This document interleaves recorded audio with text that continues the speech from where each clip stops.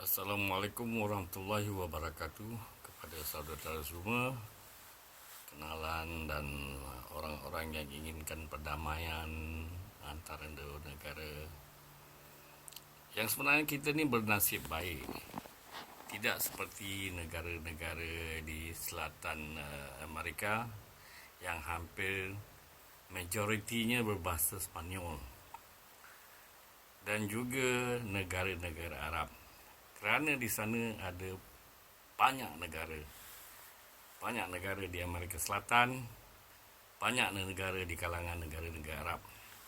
Berarti orang-orang Arab berpecah beberapa negara, dan orang-orang Latin Amerika pun berpecah di berbagai-bagai negara. Kita hanya ada yang dominan Indonesia dan Malaysia. Brunei itu terlalu kecil untuk kita ambil sikap, ya. Jadi berarti untuk memecahkan kita, pihak globalis harus bekerja keras.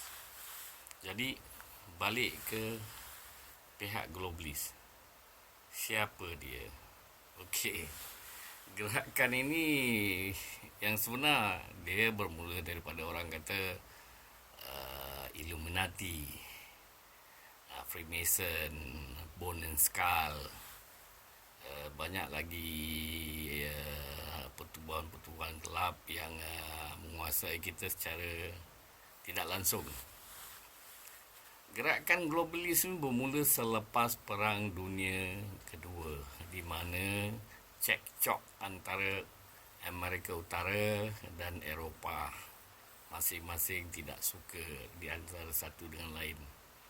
Jadi pihak-pihak yang punya kepentingan di Amerika dan Eropah bergabung dan bersatu di bawah pertemuan yang pertama dibuat di Bilderberg.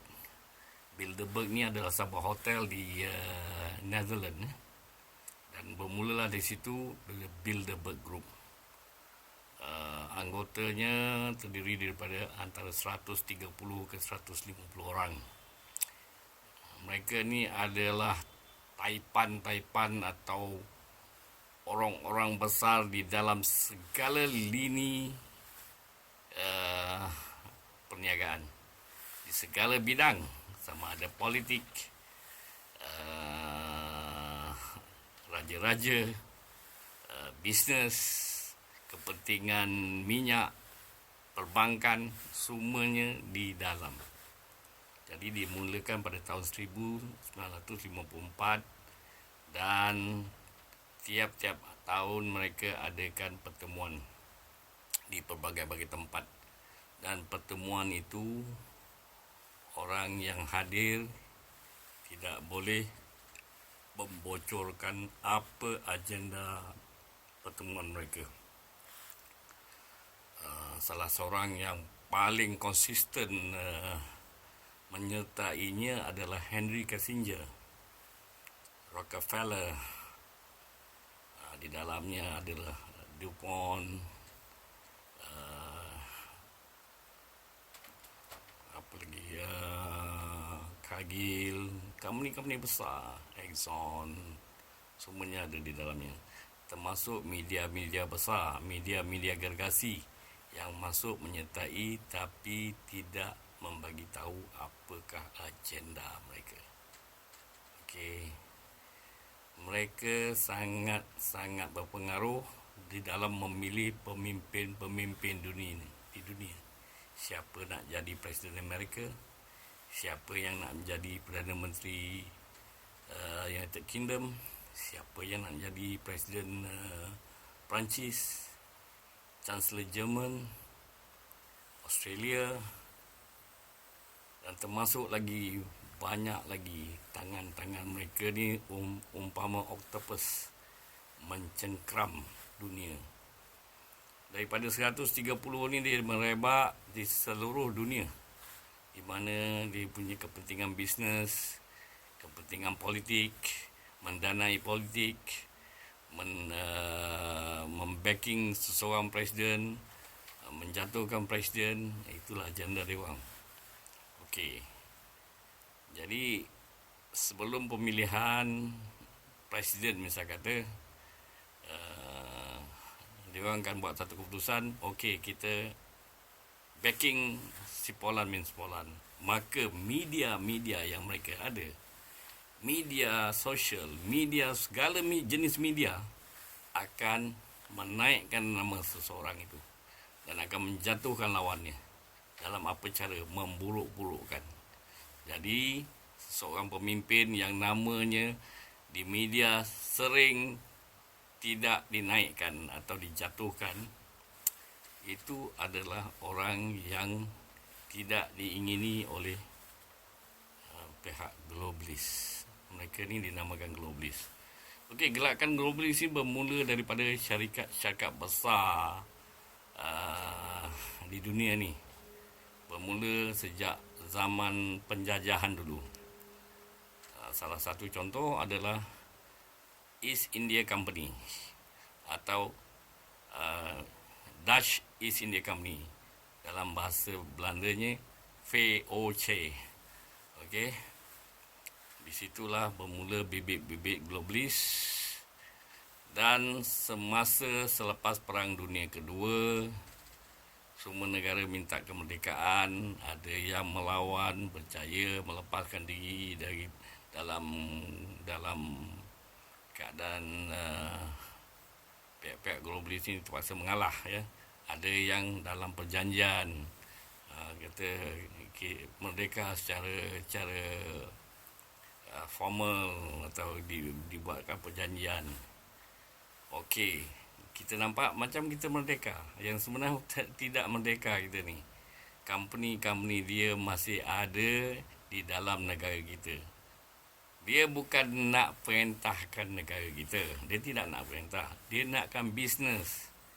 Dia nak kontrol ekonomi. Jadi ekonomi dikontrol melalui company mereka. Dan disesuaikan dengan zaman di mana ada tuntutan untuk dapatkan gerakan di dalam negara yang dinamakan nationalist. Okey, dia ikut. Dia cairkan share dia. Dia jual sebahagian dari share dia. Tapi di belakangnya dia tetap memegang. Di situ. Kuat. Pegangannya tu kuat. Jadi walaupun kita nampak macam kita kawal syarikat itu, yang sebenarnya tidak. Mereka yang kawal. Sebab dana daripada mereka, keputusan dari mereka. Kalau kita masuk dalam stock exchange, di situ dia yang mengendalikan stok, dia yang managekan stok. Jadi kita yang sebenarnya tak lepas daripada kekuasaan dia. Okey, bagaimana mereka kontrol otak kita? Selepas mereka, media yang ada di negara-negara yang dilepaskan masih dia pegang. Media-media tu dia pegang, tapi dimasukkanlah share dalaman. Dalam stock exchange ada share dalaman, tapi core bisnes tu mereka yang pegang. Jadi segala jenis informasi yang kita dapat tu dia yang kendalikan. Bagaimana nak mempengaruhi kita, berita apa yang patut kita terima. Kalau dia nakkan kita bermusuh, dia akan buat berita yang musuh kita ni semuanya tak betul. Tak ada yang betul. Hari-hari kita dibombardir dengan berita-berita yang tak elok. Berita-berita yang negatif. Berhari-hari, bertahun-tahun sampai kita akan punya persepsi buruk terhadap negara-negara tertentu. Misal kata gerakan untuk mencuci otak kita tentang China, dia akan bagi berita-berita negatif tentang China. Tidak ada berita yang positif. Tentang Rusia, tidak ada berita yang positif untuk Rusia. Tentang negara-negara tertentu, tidak ada berita yang positif tentang negara itu. Semuanya negatif. Negara itu kucak-kacir, rakyatnya bodoh, rakyatnya tidak pandai berfikir, rakyatnya tidak boleh diatur, dan akhirnya kita akan berfikiran demikian. Jadi kalau ada sesuatu hal yang berlaku, kita akan tuduh negara itu tak betul. Dan negara itu pun begitu juga, dia akan kata kita tak betul. Semuanya tak betul. Sebab kita dah dibombardir dengan berita-berita yang hari-hari kita tonton di rumah kita sendiri. Kita menonton, kita dapat berita yang sebenarnya tidak betul, tidak tepat. Jadi segala yang kita terima tidak sebenarnya apa yang berlaku. Yang sebenarnya di situlah dimainkan otak kita. Kalau kita dapat berita tertentu hari-hari daripada media yang mereka kontrol, boleh dikatakan kebanyakan media di sebelah kita sini dikontrol. Di Singapura full control. Di Malaysia almost full control. Di Indonesia pun almost full control. Jadi yang sebenarnya senang untuk dia orang buat kita bergaduh. Macam mana? Siapakah mereka? Facebook, globalis. YouTube, globalis. Google, globalis. Pfizer, globalis. Coca-Cola, globalis. Unilever, globalis. Nestle, globalis. Macam mana mereka menyalurkan dana-dana untuk membina satu jaringan YouTuber, Cyber Trooper, melalui NGO. Siapa yang mendanai NGO? Apa tujuan NGO? NGO tujuannya untuk kepentingan globalis. Ada yang NGO kecil untuk kepentingan politik, ya betul. Tapi yang besar-besar tu untuk globalis. Duit itu didana untuk siapa saja. Janji orang bergaduh. Katakan dia nak buat sesuatu isu melalui NGO. NGO akan membayar cyber trooper. Berapa banyak cyber trooper kita nak? Dalam politik, dalam negara kita, ada cyber trooper yang dikatakan Red Bin Sami. Itu bukan satu. Bukan Red Bin Sami je. Ada banyak. Siapa yang mendanainya?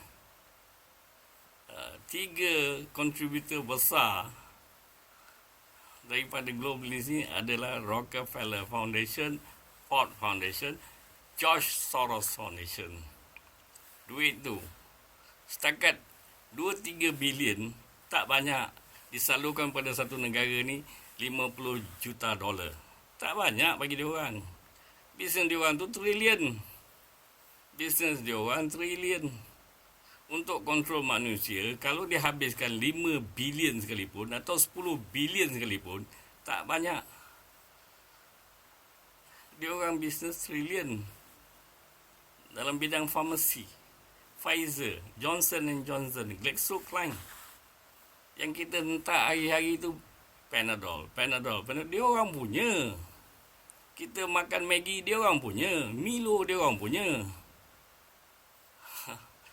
Jadi, untuk keuntungan bisnes dia orang, otak kita dicuci. Kita dibuat bergaduh.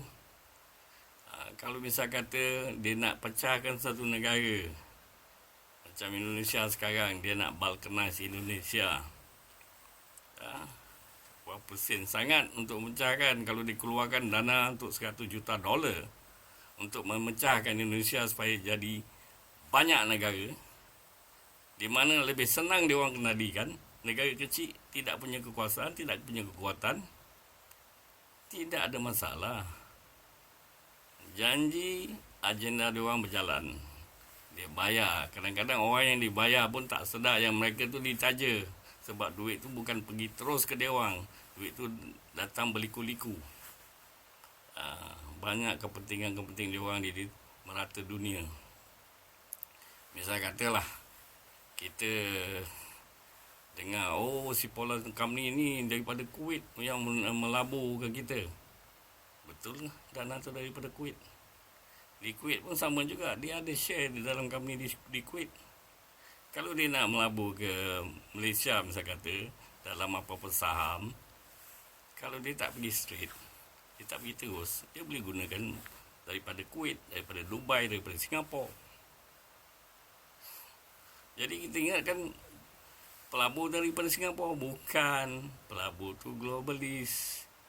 Jadi di situ dia kontrol kita punya ekonomi. Dia pastikan projek-projek kerajaan yang besar-besar ni melalui penguasaan.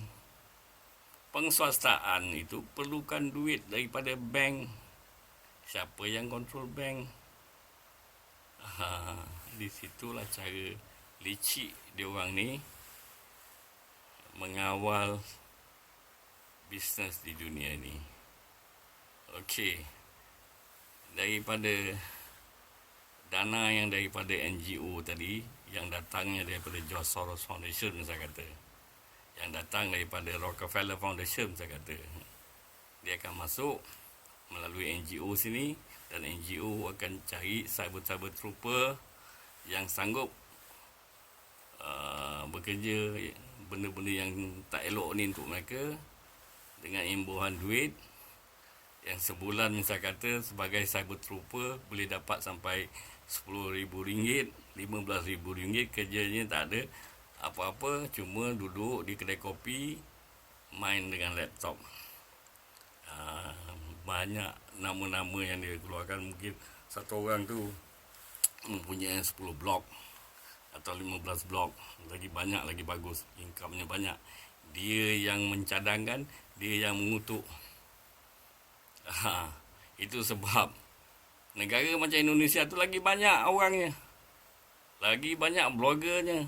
Itu sebab cerita daripada Indonesia ni, blogger-blogger daripada Indonesia ni, ceritanya kadang-kadang tak masuk akal. Tentang nasi lemak, tentang makanan, tentang budaya, tentang tarian, tentang benda-benda pelik. Yang kita kata orang Indonesia bodoh, yang senang bukan. Dia tu bukan orang Indonesia, dia tu cyber trooper. Bukan orang Indonesia yang sebenarnya, cyber trooper. Misal kata dalam isu bendera ni kan, atau dalam isu parodi Indonesia Raya, dia orang masuk ramai-ramai. Media di Malaysia, media di Indonesia, kebanyakan dikontrol oleh globalis. Jadi media yang memberitahu, media yang menceritakan di dalam prime time. Ini kan satu agenda yang besar bagi dia orang. Nak pecahkan Indonesia bukan senang. Ini memang agenda dia orang, nak pecahkan Indonesia, nak jadikan negara kecil supaya senang dia kontrol. Negara kecil tak ada kekuatan.